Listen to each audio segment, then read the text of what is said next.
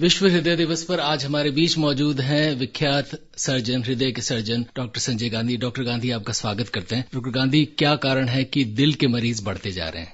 Thank you so much Mahendra ji, बहुत बहुत धन्यवाद आपका। सबसे पहले तो विश्व हृदय दिवस पे मैं अपने सारे श्रोताओं को विश्व हृदय दिवस की बहुत बहुत शुभकामनाएं देना चाहता हूं। खास करके हमारे हृदय रोगी जिनका हम ऑपरेशन कर चुके हैं, उनकी फैमिली मेंबर्स को और उनको इस प्रोग्राम के माध्यम से आज हम जागरूक करेंगे कि हृदय की बीमारियां क्या होती हैं, उनसे क्या बचाव के उपाय हैं।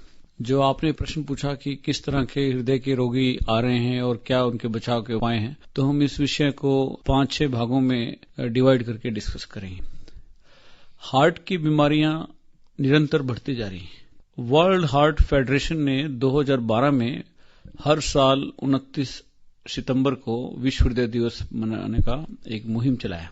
इस मुहिम के तहत उन लोगों का मकसद ये था कि 2025 तक हम दिल की बीमारियों को कम से कम 25-30% तक कम कर पाएं और इनसे होने वाली जो डेथ्स हैं, मृत्यु है, उसको कम से कम 30-40% और कम कर पाएं। तो इसी मुहिम का हिस्सा बनते हुए हम आपके साथ जुड़े हैं। तो दिल की बीमारियां मुख्य रूप से 3 प्रकार की होती हैं। एक तो हार्ट अटैक, जिसको हृदयघात बोलते हैं, जो कि सबसे कॉमन बीमारी है। दूसरा हृदय की वाल्व की प्रॉब्लम्स, वेल्वुलर हार्ट डिजीज जिसको बोलते हैं। तीसरा बच्चों में जन्मजात जो दिल के विकार हैं, कंजेनाइटल हार्ट डिजीज जिसको बोलते हैं, जो बच्चा पैदाइश होता है तो उसके दिल में स्ट्रक्चरल हार्ट डिजीज होती हैं। तो ये 3 मुख्य बीमारियां होती हैं दिल की। जो सबसे पहली बीमारी है हृदयघात की बीमारी, जिसको सुनते ही हर एक आदमी डर जाता है, जिसमें जान जाने का खतरा बहुत ज्यादा रहता है। इस बीमारी को सबसे ज्यादा बचाया जा सकता है और इस बीमारी के मुख्य कारण हैं स्मोकिंग, धूम्रपान, तंबाकू का सेवन किसी भी रूप में, चाहे वो सिगार है, पाइप्स हैं, इलेक्ट्रॉनिक सिगरेट्स हैं, गुटखा है। ये सब चीजें दिल की बीमारियों को बढ़ाती हैं। हृदयघात का जो रिस्क है उसको कम से कम 4 से 5 गुना कर देती हैं, बजाय कि उन लोगों में जो लोग धूम्रपान नहीं करते। एक सिंगल सिगरेट भी हार्ट अटैक लाने के लिए काफी है। तो जो भी श्रोता इस बात को सुन रहे हैं, खास करके हमारे कई गांव के लोग हैं जो बीड़ी सिगरेट पीते रहते हैं खाली बैठे, और इवन यंग जनरेशन भी जो कि स्मोकिंग में काफी लीन है, तो उन सब के लिए मेरा ये मैसेज है विश्व हृदय दिवस पे कि अगर हमको दिल की बीमारियों से बचना है तो इस बुरी आदत को आज से हम त्याग करने का प्रण लें। तो अब दूसरी जो बात मैं बताना चाहूंगा, खान पान।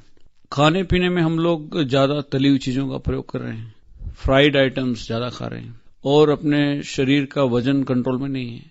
खाने पीने से डायबिटीज भी रिलेटेड है। तो अगर हम इन दोनों तीनों चीजों को देखें तो ये भी दिल की बीमारियों का एक बहुत मुख्य कारण है। तो खाने पीने में अपने को वेस्टर्न हैबिट्स को नहीं अडॉप्ट करना है। Pizza, burger, cold drinks, sweeteners, तो ये सारी चीजें हमारे लिए अच्छी नहीं है। घी और तेल का सेवन कम करना है। एक एवरेज आदमी को, जिसका वेट हम मान के चलें 60-70 किलोग्राम है, तो उसको 40 से 70 ग्राम के बीच में ही घी का सेवन करना पूरे दिन में। और घी भी जो रूम टेम्परेचर पे, जो नॉर्मल अपना जो टेम्परेचर तापमान पे अगर वो सॉलिड रहता है तो उसका उपयोग कम करना। जो कि एनिमल फैट होते हैं, जैसे हमारा देसी घी हुआ, मक्खन हुआ, चीज हुआ, ये सारी चीजें हमें कम अमाउंट में लेनी। वेजिटेबल ऑयल जो है, जो आजकल कई मिक्स वेजिटेबल कई ब्रांड्स में मिलता है, ब्रांड्स का नाम तो मैं नहीं ले सकता हूं, तो वो वेजिटेबल ऑयल जो है वो हमारे शरीर के लिए लाभदायक है। डॉक्टर गांधी, इससे पहले कि आगे बात करें, थोड़ी सी चीजों का खुलासा करना श्रोताओं के लिए जरूरी है। पहली बात तो ये कि आजकल बहुत सारे तेल ऐसे आते हैं जिसमें कहा जाता है कि उनमें केमिकल डालकर उसमें जो है फैट कम कर दिया गया, कई चीजें उसमें सैचुरेटेड कर दी गई हैं और वो ठीक ठाक होते हैं हृदय के लिए। और इसके लिए बहुत सारे तेलों का नाम भी लिया जाता है, जैतून का तेल या और भी कोनोला ऑयल या बहुत सारे तेल। और इसके अलावा घी को लेकर भी एक चीज बीते दिनों चलन में आई है कि अगर आप गाय का शुद्ध घी खाते हैं तो उसकी मात्रा कितनी भी हो सकती है, वो आपके हृदय के लिए अच्छा है। ये भी कहा जाता है कि कुछ न कुछ फैट जो है वो हृदय के लिए भी अच्छा है। तो बताएं कि घी और तेल को लेकर जो इतने सारे लोगों के मन में मिथ है, इनमें सच क्या है, झूठ क्या है? बहुत अच्छा प्रश्न आपने पूछा है महेंद्र जी। घी जो मैंने अभी आपको बताया, हम डिस्कस कर ही रहे थे, जो एनिमल फैट है, जो पशुओं से हमको उनके दूध से घी बना है ना, वो घी नॉर्मल रूम टेम्परेचर पे सॉलिड रहता है। उसमें सैचुरेटेड फैट जो है वो ज्यादा होता है, वो हमारे शरीर को बहुत कम मात्रा में चाहिए होता है। ऐसा नहीं है कि फैट हमारे शरीर को चाहिए ही नहीं, बहुत सारे हार्मोन्स बनाने के लिए, शरीर की मेटाबॉलिक एक्टिविटीज के लिए, सॉफ्टनेस रखने के लिए, प्रोटेक्शन रखने के लिए हमारे को फैट चाहिए, पर उस फैट की जो क्वांटिटी सिर्फ 7% ही चाहिए पूरे फैट में। तो घी और तेल में एनिमल फैट का प्रयोग हमें कम करना है। आपने खास तौर से पूछा कि जैतून का oil, canola oil, vegetable oil जितने भी हैं वो सब अच्छे हैं, उनकी सेवन हमको करना है, पर उनका सेवन भी एक मात्रा से ज्यादा नहीं करना है।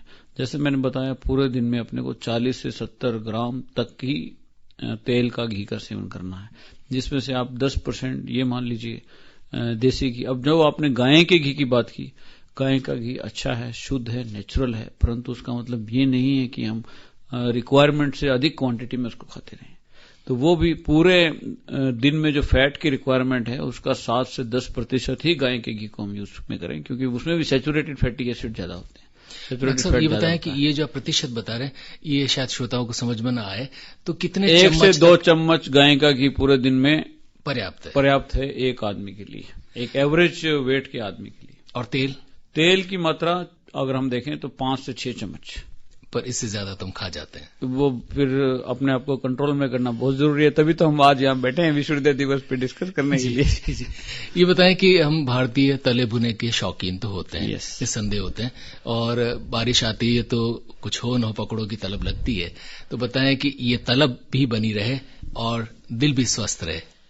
अगर हमें कभी कभी तलब होती है, मैं आपकी इस बात को अच्छी तरह सहमति देता हूं कि बारिश हुई, खास करके उदयपुर के एनवायरनमेंट में जो मौसम बहुत अच्छा हो जाता है तो सबका खाने पीने का मन करता है, तो प्रेफरेबली कम अमाउंट में घी का यूज किया जाए। और कई बार तो बॉइल्ड चीजें आदमी खा लेता है, और अगर फ्राइड भी किसी चीज को करना है, किसी चीज को पका भी रहे हैं, तो एक कम टेम्परेचर पे पकाएं। ज्यादा उसको, घी को अगर हम गर्म करते रहते हैं तो वो घी का जो सैचुरेशन हो जाता है तो वो हमारे लिए हानिकारक होता है। और धीमी आंच पे खाने को पकाएं। तो ये सारी चीजों का हमें ध्यान रखना है। और अगर बार बार ये तलब होती है तो बार बार मत होने दें, तलब पे कंट्रोल करना है जी।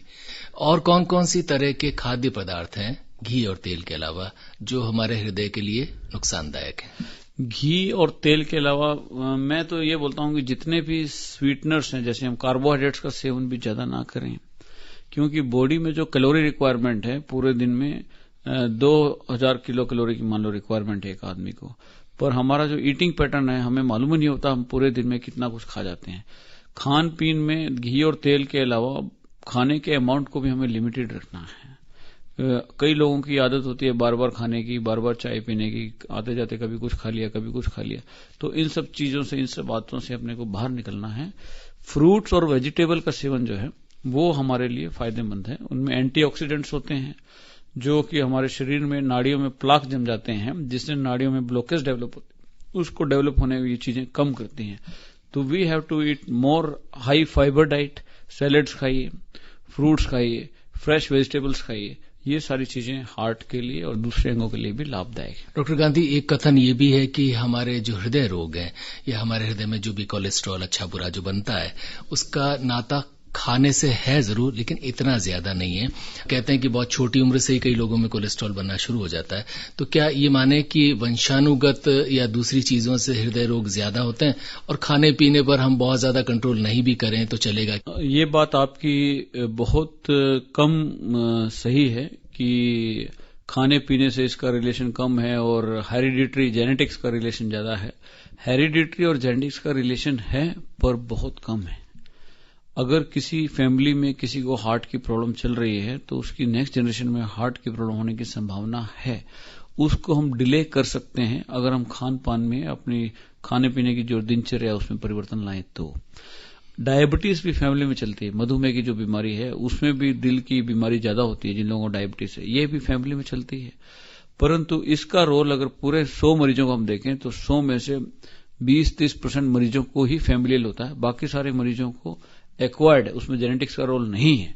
तो हम बहुत ज्यादा हद तक दिल की बीमारियों को प्रिवेंट कर सकते हैं अगर हमने जीवन शैली में हम परिवर्तन लाएं। कौन कौन से ऐसे संकेत होते हैं जो व्यक्ति को महसूस हो चाहे शुरू में या थोड़ा सा बाद में, जिससे उसको लगे कि हाँ, उसके दिल पर कुछ खतरे मौजूद हैं? ये श्रोताओं के लिए बहुत ही अच्छा प्रश्न है, क्योंकि श्रोताओं को महसूस होता है कि मेरे को ये बीमारी के लक्षण है, तभी वो अपनी चेकअप करवाने के लिए आप या डॉक्टर के पास या हॉस्पिटल में पहुंच पाते हैं।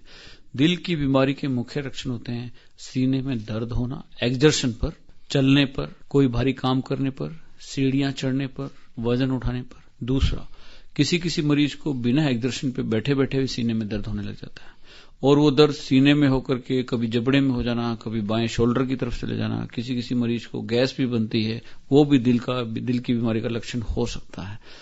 दूसरा, चलने पे सांस फूलना, ब्रेथलेस हो जाना, जैसे आदमी चलता है तो हांफने लग जाए। और जो एथलीट्स हैं या जो लोग व्यायाम करते हैं, उनकी एक कैपेसिटी बन जाती है, उस कैपेसिटी से कम काम करने पर भी अगर किसी को सांस फूलने लग जाता है तो उन लोगों को भी इसको दिल की बीमारी का लक्षण मानना चाहिए। तीसरा, चक्कर आना, बिस्तर से उठने के समय आंखों के आगे अंधेरा आ जाना या चक्कर की सेंसेशन जो फील करते हैं, ये भी दिल की बीमारी का लक्षण हो सकता है।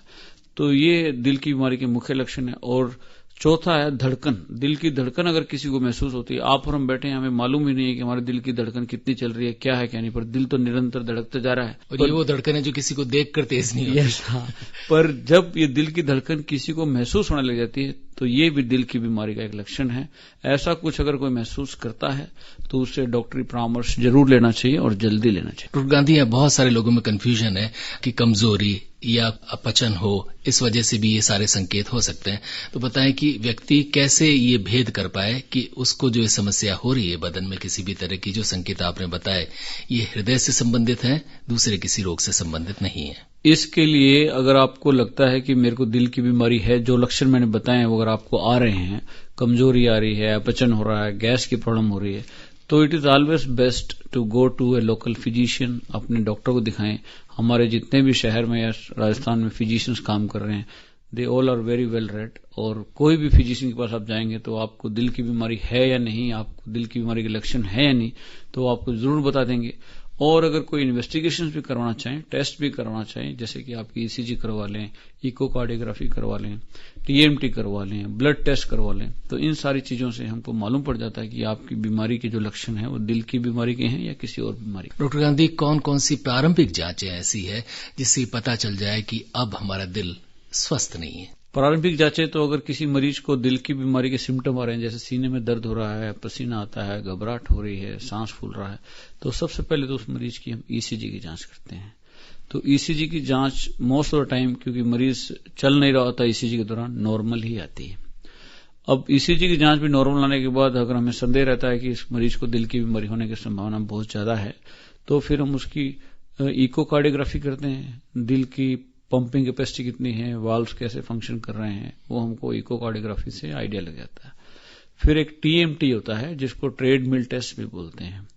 ट्रेडमिल टेस्ट क्या है कि मरीज को एक ट्रेडमिल पे दौड़ाते हैं, धीरे धीरे उसकी हाइट बढ़ा देते हैं, स्लोप बढ़ा देते हैं, और उसकी दिल की धड़कन को और रक्तचाप को, जिसको बीपी बोलते हैं, उसको रिकॉर्ड करते हैं। तो ईसीजी में हमको आइडिया लग जाता है कि दिल के ऊपर जब हम लोड बढ़ा रहे हैं, दिल उस लोड को लेने के लिए सक्षम है नहीं। तो वो भी हमें बीमारी का जल्दी आइडिया लग जाता है कि मरीज को कोई नुकसान हो, उससे पहले हमें उसका इलाज शुरू होने में मदद मिल जाती है। डॉक्टर गांधी, बहुत से शब्द सुनाई पड़ते हैं। एक शब्द सुनाई पड़ता है साइलेंट हार्ट अटैक, यानी आदमी बिल्कुल स्वस्थ लग रहा है, भला चंगा लग रहा है, एकाएक आपके बीच से चला गया। कोई व्यक्ति सोने गया, सुबह उठता नहीं, और उससे पहले वो लगभग देखने पर तो स्वस्थ नजर आ रहा था। कुछ शब्द और सुनाई पड़ते हैं जिसे कार्डियक अरेस्ट भी कहते हैं कि साहब आपके पिताजी की मृत्यु कैसे हो गई, उन्हें कार्डियक अरेस्ट आया होगा साहब। तो बताएं कि ये बिना संकेत छोड़े दिल एकाएक धड़कना बंद क्यों कर देता है? ऐसे कई सारे मरीज हमारे पास आते हैं, रोज ये प्रश्न पूछते हैं कि सर हमारे तो पिताजी बिल्कुल ठीक थे, हमारी मम्मी तो बिल्कुल ठीक थी, इनको सडनली ऐसे कैसे हो गया। दिल की बीमारियों का सडन ऐसे मालूम पड़ता है, पर ये बीमारियों की शुरुआत हो चुकी थी 20-30 साल पहले। तो इसीलिए हम बार बार इस चीज पे स्ट्रेस करते हैं कि एक पर्टिकुलर उम्र के बाद, 40 साल के बाद, 45 साल के बाद अपना नियमित रूप से साल में एक बार रेगुलर चेकअप करवाएं। और दूसरा, खास करके उन परिवारों के लिए जिसमें दिल की बीमारी के मरीज पहले से हैं, शुगर की बीमारी के मरीज पहले से हैं, ब्लड प्रेशर की बीमारी के मरीज पहले से हैं, घर में किसी को हार्ट अटैक आ चुका है, घर में किसी की angiography, angioplasty, bypass surgery, valve replacement हो चुका है, उन लोगों को नियमित रूप से अपनी जांच करवानी चाहिए। Sudden cardiac death silent heart attack, cardiac arrest sugar वाले मरीजों में ज्यादा कॉमन है। जिन मरीजों का मोटापा, ओवरवेट है, स्मोकर्स जो लोग बीड़ी सिगरेट का ज्यादा सेवन करते हैं, उन लोगों में सडन हार्ट का अटैक आ जाता है और शुरू का जो पहला घंटा होता है हार्ट अटैक आने का, वो सबसे ज्यादा जानलेवा होता है। बाद में भी जानलेवा होता है और पहले घंटे में सबसे ज्यादा मौतें होती हैं। तो इन चीजों को अगर अपने को अवॉइड करना है तो prevention is the best treatment. तो पहले तो प्रिवेंशन लें और फिर रेगुलर चेकअप कराएं। कई बार रेगुलर चेकअप में चीजें जल्दी पकड़ में आ जाती हैं और कोई खुशकिस्मत आदमी है तो उसको ये सब चीजें, sudden heart attack, cardiac arrest या एकदम साइलेंट अटैक हो जाए, उन सब चीजों से वो दूर रहे। डॉक्टर संजय गांधी, कुछ चीजें बार बार उभर कर आती हैं और कुछ मिथ और हमारे सामने आते हैं। एक तो ये कि पहले ये माना जाता था कि जो मोटे व्यक्ति होंगे उनमें दिल के रोग होने की संभावना ज्यादा है, लेकिन अब देखा गया है कि बिल्कुल दुबला पतला भी दिल के रोग से चला जाता है। पहले ये मिथ था कि एक निश्चित समय के बाद इस रोग की संभावना है, लेकिन अब कुछ ऐसा सुनने में आता है कि कोई व्यक्ति 20 साल का है, 25 साल का है, यहां तक कि 30 साल तक का भी है और हृदयघात से उसकी मृत्यु हो गई। तो बताएं कि ये इतने सारे कंफ्यूजन इस दिल ने कैसे क्रिएट कर दिए? एक तो ये मिथ नहीं है कि जो ओवरवेट लोग होते हैं या ओबेसिटी होती है, जिसको कि हम बॉडी मास इंडेक्स से मेजर करते हैं, आदमी के वेट को उसकी हाइट मीटर में लेकर स्क्वायर से डिवाइड कर देते हैं, तो बॉडी मास इंडेक्स आइडली 25 से कम होना चाहिए।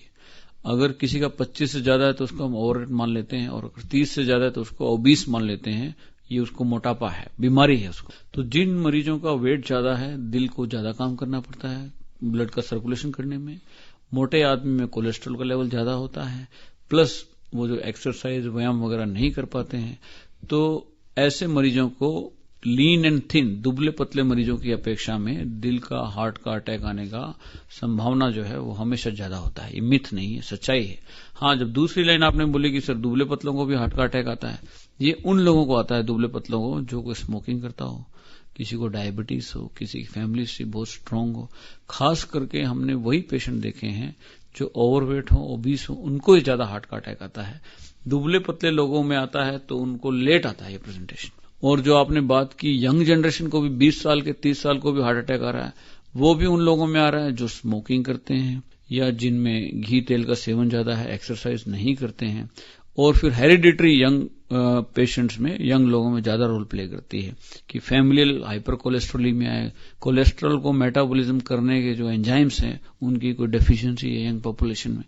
तो यंग पॉपुलेशन में ये बीमारी बढ़ने के कारण मुख्य स्मोकिंग है, टोबैको है या फिर कोलेस्ट्रॉल का बढ़ना है। डॉक्टर गांधी, बताएं कि भारत में दिल के रोगी इतने तेजी से बढ़ते क्यों जा रहे हैं? भारत में दिल के रोगी इतने तेजी से इसलिए बढ़ते जा रहे हैं क्योंकि पहले तो वेस्टर्न पॉपुलेशन में थे, अमेरिका में, यूरोप में दिल की बीमारी बहुत ज्यादा थी, वहां तो उन लोगों ने अब कंट्रोल कर लिया। हमारे यहाँ इसलिए बढ़ रहे हैं क्योंकि हम लोग वेस्टर्न स्टाइल को अडॉप्ट करते जा रहे हैं। हम, बच्चा छोटा है वो देखो बस अपने पेरेंट्स को बोलेगा मुझे तो ये खाना है, मुझे तो वो खाना है, और उसको कोल्ड ड्रिंक दे देंगे, उसको रेस्टोरेंट में ले जाएंगे, ये पिज्जा भी खा लो आप, बर्गर भी खा लो। और जो घी और तेल का सेवन जो है वो बहुत ज्यादा हो रहा है। और जो हमारी योग शैली थी, व्यायाम का जो हम लोग करते थे हमारे भारतीय संस्कृति में जो था, उसको हम छोड़ते जा रहे हैं। हार्डली अगर अपने उदयपुर की सारी पॉपुलेशन देखो तो आप देखेंगे 0.1% से भी कम लोग आपको घूमते हुए सुबह फतेह सागर नजर आएंगे। हालांकि यहाँ बहुत अच्छा मौसम है घूमने फिरने का, व्यायाम करने का, but you will see very very less number of people doing exercise और अडॉप्टिंग योग इन देयर डेली रूटीन।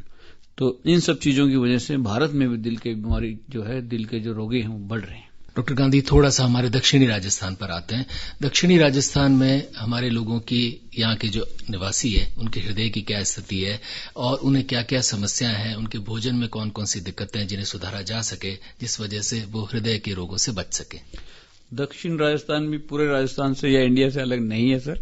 तो यहाँ पर भी जो खान पान की बातें हम अभी कर रहे हैं, वो सारी चीजों में अपने को बदलाव लाना है। यहाँ दाल बाटी ज्यादा चलती है, लोग घी ऊपर से डालते रहते हैं, जब तक घी नहीं तैर रहा हो उनकी बर्तनों में तो उनको खाने में मजा नहीं आता। तो इन सब चीजों को अपने को अवॉइड करना है। दूसरा, नशा, बीड़ी सिगरेट तंबाकू का प्रचलन यहाँ पर भी बहुत ज्यादा है। और कुछ लोग मैंने देखे हैं जो अफीम का सेवन भी करते हैं, उनमें भी दिल की बीमारी जल्दी हो जाती है और उनको भी साइलेंट अटैक आते हैं, पता नहीं चलता।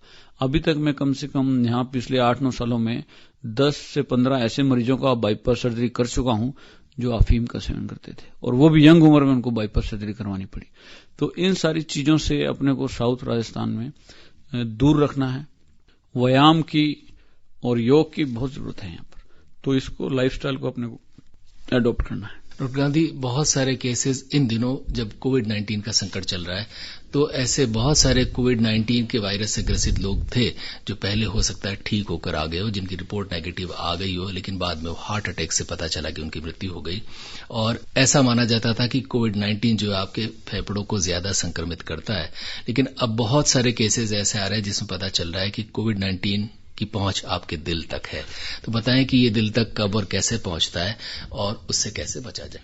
कोविड-19 जब शुरू में ये वायरस अपने को पता चला मीडिया के माध्यम से, चाइना से जब इसका ओरिजिन हुआ और धीरे धीरे पूरे विश्व में फैलता गया, तो पहले देखा कि सिर्फ फेफड़ों को ही नुकसान पहुंचाता है, पर वो मिथ था, वो गलत है। इसकी जो पैथोलॉजी है वो अलग है। शरीर के ऑलमोस्ट सारे अंगों को ये नुकसान पहुंचाता है और ब्लड क्लोटिंग को बढ़ावा देता है।